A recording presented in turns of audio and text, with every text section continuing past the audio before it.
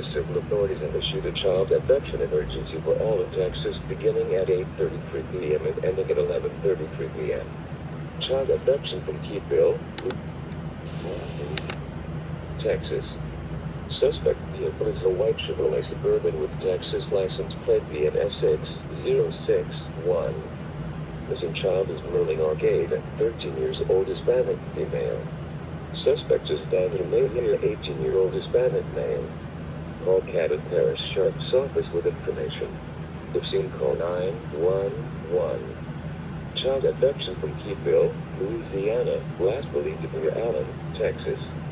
Suspect vehicle is a white Chevrolet Suburban with Texas license plate BNS6061. Missing child is Merling Arcade, 13 years old, Hispanic female. Suspect is Daniel Mayhew, 18-year-old Hispanic male. Call Cabot Parish Sheriff's Office with information. If seen, call 911. To view all active alerts, click here. https txsubscribearts.dps.texas.gov/load.